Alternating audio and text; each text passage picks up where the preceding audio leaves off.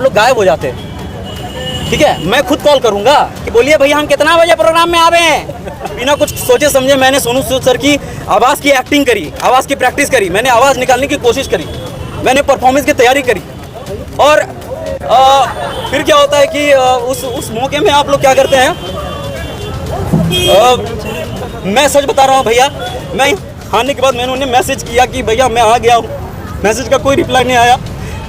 फिर जो event organiser थी तो मैं किसी को गलत ठहरा नहीं रहा, लेकिन मेरे साथ जो हुआ वो नहीं होना चाहिए। ये प्रेस कॉन्फ्रेंस मैंने इसलिए किया है कि मैंने खुद बोला था कि मैं पटना आ रहा हूँ दोस्तों आप लोगों से मिलने के लिए। आप एक पत्रकार होकर आप बोल रहे हैं कि छोटे छोटे बात को इग्नोर करते हुए चलो। अरे ये पत्रकार खुद बोल रहा है कि छोटे छोटे बात की सत्यता आप कहते हैं। हमको नहीं पता कि गलती किसकी है, हमें ये बिल्कुल भी नहीं पता गलती किसकी है, कि मैनेजमेंट की गलती है। चलिए एक पल के लिए हम मान लेते हैं मैनेजमेंट की गलती है, ठीक है, लेकिन फिर कुछ पल के लिए हमें ये लगता है कि मैनेजमेंट की गलती कैसे हो सकती है, जबकि मुझे सामने से कॉल आया सोनू भैया का, सॉरी क्या नाम है हमारे, मनीष भैया का। ठीक है, मनीष भैया का कॉल आया और मनीष भैया का कॉल आने के बाद सबसे पहले 2-3 हफ्ते के पहले उनका कॉल आया कि आदर्श देखिए क्या है कि वो भी हमें मानते हैं, प्यार करते हैं, और उनका प्यार हम बड़े भाई के तौर पर उनको मानकर हम एक छोटे भाई के तौर पर उनको जो है बात को सुने। उन्होंने कहा हमें कि आदर्श प्रोग्राम हो रहा है 21 को और 22 को बापू घर सभागार में, तो सोनू सूद जी आने वाले हैं, तो वहाँ पर सोनू सूद जी आपको सम्मानित करेंगे, आपको उस प्रोग्राम में रहना है, 21 तारीख को आपको रहना है। तो हमने बोला जी भैया बिल्कुल। तो कैसे जाना आना कैसे क्या है आप हमको बता दीजिए, क्या करना है नहीं करना है, वो सब के लिए टेंशन नहीं लेना है, सब कुछ सही हो जाएगा, सब कुछ सही है। इतना जान लीजिए आदर्श कि ये प्रोग्राम अपना है, अपना मतलब अपना, ये भी बोलेगा। तो कहने का मतलब ये है, ठीक है बोलने दीजिए ना। कहने का मतलब ये है कि जब उन्होंने कहा कि अपना मतलब अपना, तो चूंकि ये बिहार से है, बिहार का प्रोग्राम है, तो आदर्श अपने कंधे पर और दिल पर जुबान पर ना बिहार को लेकर ही चल रहा है। मेरे हर एक वीडियो के लास्ट में बिहार और भागलपुर का जिक्र होता ही होता है। आप मेरे एक भी वीडियो को उठा कर देख लीजिए, मैं जब से वीडियो बना रहा हूँ बचपन से लेकर अब तक और आगे भी बनाऊंगा तो बिहार का जिक्र करूंगा ही करूंगा, और उन तमाम लोगों का जिक्र करूंगा जो मेरे साथ मेरे दुखी वाले घड़ी पे खड़े हैं और हमेशा खड़े रहते हैं। तो मैंने उनको क्यों से चाह तक नहीं किया, मैंने उनके बात पर अमल किया। मैंने बोला ठीक है भैया, ठीक है। मैंने ये तक नहीं बोला कि हमको कितना पैसा मिलेगा, हमको जाने आने का किराया क्या है, पेट्रोल का खर्चा क्या है, मैंने ये सब बिल्कुल भी नहीं पूछा भैया। और हमें 1 रुपया तक भी नहीं मिला है कि कैसे करके क्या कहता आना जाना है, कैसे करके क्या है, मैंने खुद से ही, वो तो खैर बात की बात है। लेकिन फिर क्या होता है कि जब मैं यहाँ पर आता हूँ तो इवेंट ऑर्गेनाइजर जी हमारे लक्ष्मी उनका जो है कॉल आता है, और कॉल तब आता जब मैं करता हूँ। अरे मैं प्रोग्राम में आ रहा हूँ एज अ चीफ गेस्ट, मेरे को आप बुला रहे हैं, गेस्ट अपीयरेंस बुला रहे हैं, ठीक है, और आप बुलाने के बाद क्या होता है कि आप लोग गायब हो जाते हैं। ठीक है, मैं खुद कॉल करूँगा कि बोलिए भैया हम कितना बजे प्रोग्राम में आवे हैं। हाँ दीदी अब आवे प्रोग्राम में, ओ मतलब कोई वैल्यू नहीं है। पढ़े लिखे हैं भाई, हम शुरुआत से ही लेकर Zee TV, Sony TV, colour channel, हर एक प्रोग्राम में मैंने बड़े बड़े स्टार्स के बीच में मैंने परफॉर्मेंस दिया है। उन लोगों को जब पता है कि क्या वैल्यू है इस शख्सियत की जो बिहार से आया हुआ है। और मैं आपको ये बता देना चाहता हूँ कि ये जो प्रेस कॉन्फ्रेंस मैंने इसलिए किया है और इसलिए नहीं किया है कि मुझे बुरा लगा। मैं बस यही इसके माध्यम से यही कहना चाहता हूँ कि आने वाले कल मेरे से भी बहुत सारे ऐसे कलाकार होंगे, छोटे बड़े कलाकार होंगे जिनको ये चीज़ फेस ना करना पड़े। क्योंकि वो क्या होता है, मैं पता है, मैं 10 दिन से 15 दिन से बिना कुछ खाए बिना कुछ सोचे समझे, मैं सोनू सूद सर का बहुत बड़ा फ़ैन हूँ, बिना कुछ सोचे समझे मैंने सोनू सूद सर की आवाज़ की एक्टिंग करी, आवाज़ की प्रैक्टिस करी, मैंने आवाज़ निकालने की कोशिश करी, मैंने परफॉर्मेंस की तैयारी करी। और फिर क्या होता है कि उस मौके में आप लोग क्या करते हैं, सर भावुक मत होइए, हाँ मत होइए आप। देखिए उस माहौल में मैं सच बता रहा हूँ भैया, मैं यहाँ पर सिर्फ और सिर्फ इस वजह से आया था, मेरी जो ख्वाहिशें थी, मेरी जो अपेक्षाएं थी, उस चीज़ को मतलब रौंदा गया है, उस चीज़ को इस तरीके से रौंदा गया है कि मैं ये मतलब बता नहीं सकता। मेरा एक्सपेक्टेशन ये नहीं था कि सोनू सूद सर से मिल लेंगे। अरे भाई मैं भी एक्टिंग कर रहा हूँ, एक्टिंग के फील्ड में काम कर रहा हूँ, एक आर्टिस्ट हूँ, है ना। मैं एक आर्टिस्ट हूँ और कभी ना कभी सोनू सूद सर से मिल ही लेंगे। आने वाले कल भगवान का और आप लोगों का सपोर्ट रहा था, हम उनके साथ एक स्टेज शेयर करेंगे, उनके साथ मूवी करेंगे। हाँ बिल्कुल क्या ही है, लेकिन मेरी क्या लालच थी भैया, आप लोग बताते हैं। हम मन में कभी भी खलीस नहीं रखे। हमको मनीष भैया ने बोला कि तुम आ जाना। मैंने उसकी बात में आकर मैं यहाँ तक आया। आने के बाद मैंने उन्हें मैसेज किया कि भैया मैं आ गया हूँ। मैसेज का कोई रिप्लाई नहीं आया। फिर जो इवेंट ऑर्गेनाइजर थी उनको मैंने एडजस्ट भी किया। ऐसा होटल दिया जा रहा था जहाँ पर मतलब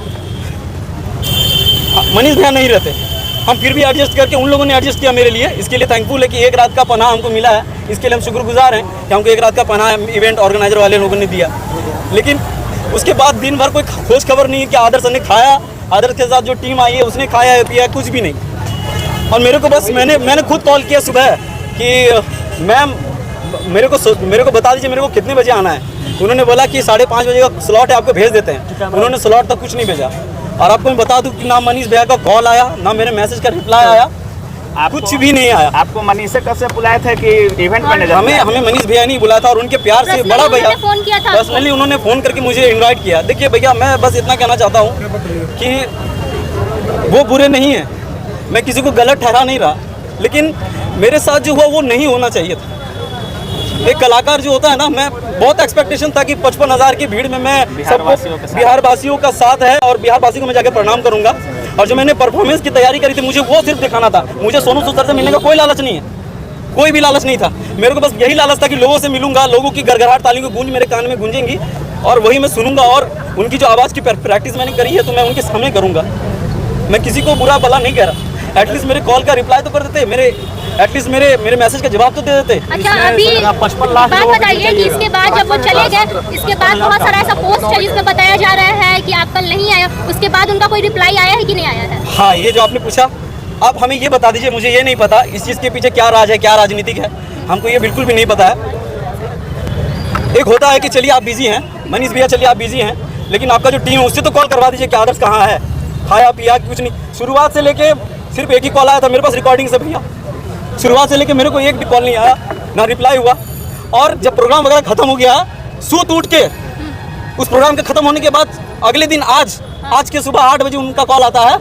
बोलते हैं कि कहाँ हो, आधे घंटे में आओ, तुमको सोनू सूद से मिलवा देते हैं। ऐसे कैसे मतलब एक बात सुनिए मेरा, हम एक बात बताना चाहेंगे। इस प्रैक्टिस के लिए भैया 15 दिन से रेडी हो रहे थे, लेकिन मनीष बहुत प्यार करते थे हमसे। इस लेवल से हमको लगता है कि इसका सब्सक्राइब हमको करना पड़ेगा। हम सब्सक्राइब करके रखे थे, हम इतना प्यार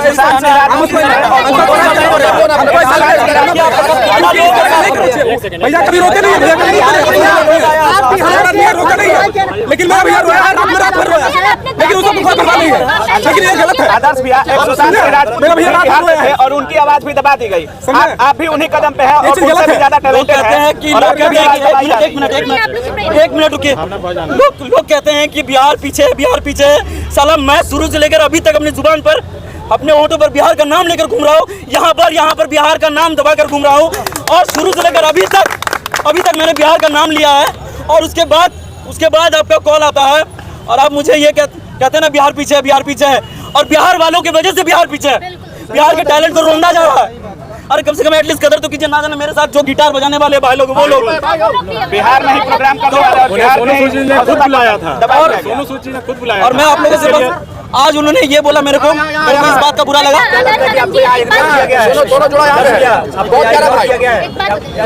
मुझे नहीं पता। और आज सुबह जो कॉल आया मुझे, आदर्श जी एक सवाल है, अभी जो ऑर्गेनाइज हुआ था तो टिकट का प्रमोशन क्या आप लोग भी किए थे?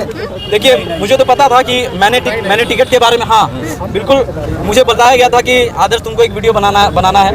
और वो मैम भी परेशान थी, जो ऑर्गेनाइजर है, इवेंट ऑर्गेनाइजर, वो भी परेशान थी कि टिकट के लिए लोग सवाल उठा रहे हैं। मुझे कॉल आया कि आदर्श लोग सवाल कर रहे हैं कि सोनू सूद और मनीष भैया लोग तो बिहार को सपोर्ट करते हैं, तो टिकट कहाँ से आ रहा है, टिकट का मामला कहाँ से? तो फिर उसके बाद मैंने फिर सोचा कि ये वाकई में सही बात है, आए होंगे जरूर, कुछ ना कुछ तो चार्ज किए होंगे। लोग तो मूर्ख नहीं है, हम भी तो मूर्ख नहीं है। लेकिन मैंने फिर भी गुजारिश करी लोगों से कि जब आप पिक्चर देखने जा सकते हैं तो सोनू सर हम उनके फैन हैं, उनको हम कुछ नहीं बोल रहे हैं, सब लोग उन्हीं का और हम बस यही कह रहे हैं कि एक